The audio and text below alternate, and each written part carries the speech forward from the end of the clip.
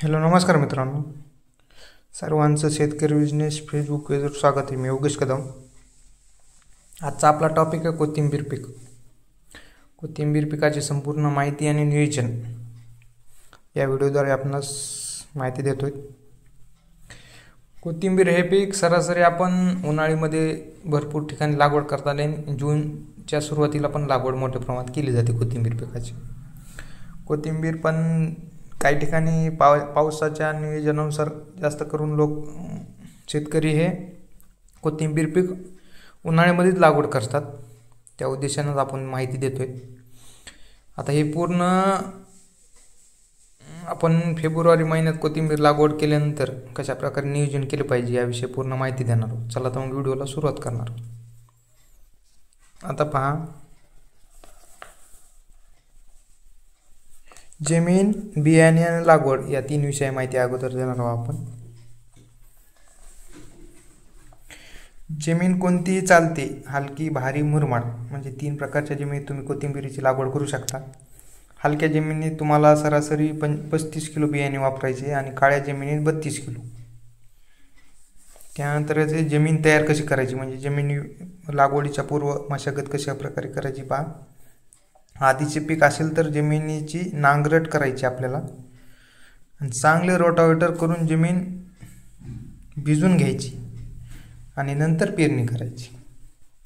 लोक काय करतात, अगोदर दांडव्यावर पेरतात आणि नंतर पाणी देतात. त्यामुळे उगवणशक्ती व्यवस्थित होत नाही. काही स्वरूपात पाणी जास्त साचल्यामुळे उगवणशक्ती पण होत नाही. मग असे दोन परिणाम वाईट होतात. त्यानंतर येतं तण व्यवस्थापन, म्हणजे तणनाशक. आता रोजगाराचं अवघड झालेले, मजुरांचा प्रॉब्लेम, त्यामुळे तणनाशक हाच एक शेतकऱ्यांसाठी पर्याय आहे. त्यासाठी तणनाशक पहा, दोस्त सुपर हे तणनाशक 700 मिली प्रति एकरसाठी उगवणीपूर्वच वापरायचे आपल्याला. जे बीजनाशक आहे. कोथिंबीर लागवड झाल्यानंतर 24 तासाच्या आतच वापरायची. लागवड केल्यानंतर तुम्हाला 24 तासाच्या आत वापरायचे. जर वापरणं नाही झालं तर तुम्ही वापरू नये पण, कारण त्याचे वाईट परिणाम होऊ शकतात. आता त्यानंतर येते बियाणे. उन्हाळी कोथिंबीरीसाठी बियाणे हे गावरान वापरायचे आणि बियाण्याला बीज प्रक्रिया करावी. कारण उन्हाळ्यामध्ये जमीन बुरशीचं प्रमाण चांगलं असतं. कारण मागील पावसाळी पिकामुळे ओली जमीन असल्यामुळे बुरशीचं प्रमाण चांगले असू शकते. त्यामुळे कीटकनाशक किंवा बुरशीनाशक यांची बीज प्रक्रिया चांगल्या प्रकारे करायची. आता त्यानंतर विषय खत आणि पाणी नियोजन. आता पेरणीसोबत खत द्यायचा तुम्हाला 24-24-0 महादनचा येतो. त्यामध्ये नायट्रोजन आणि फॉस्फरस पण आहे. मायक्रोन्यूटन म्हणजे सूक्ष्म अन्नद्रव्य, एवढे अन्नद्रव्य आहेत त्यात. ते 75 किलो द्यायचं आहे तुम्हाला. किंवा तुम्ही जर हे नाही भेटलं तर 10-26 पण देऊ शकता. 75 किलो या दोन्हीपैकी एक कोणता वापरू शकता. आता पाणी नियोजन पहा. पाणी हे रेन पाईप किंवा स्प्रिंकलरने देणे बेस्ट राहील.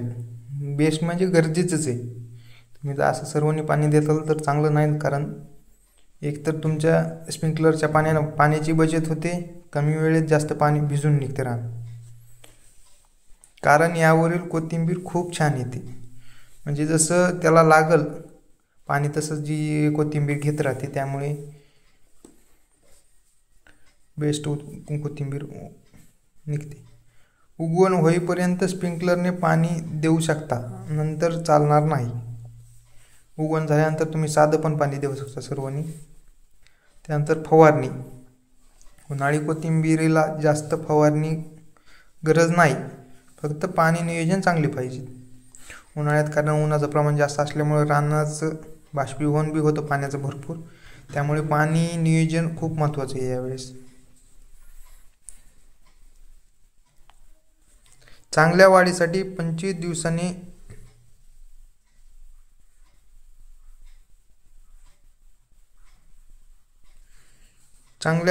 25 दिवसांनी युरिया घ्यायचा 60 ग्रॅम प्रति पंप घेऊन फवारणी करायची. जर कोथिंबीर जर फुटवा जर कमी असेल तर ॲम्बिशियन म्हणजे बाहेरचं येतं 40 मिली घ्यायचे, किंवा टाटा भार घ्या 40 मिली. त्यात 19-19 घ्या 100 ग्रॅम एकरी. प्रतिपंपासाठी घ्या फवारणी करावी. एकरी नाही, हे प्रतिपंपासाठी प्रमाणे 40-40 आणि 100 ग्रॅम घ्यायचे 19. या प्रकारे तुम्ही कोथिंबीर पिकाची लागवड आणि नियोजन करू शकतात. माहिती कशी वाटली कमेंटमध्ये नक्की सांगा आणि आपले शेतकरी बिझनेस फेसबुकला लाईक शेअर आणि फॉलो करायला नक्की विसरू नका. Bye bye. कट.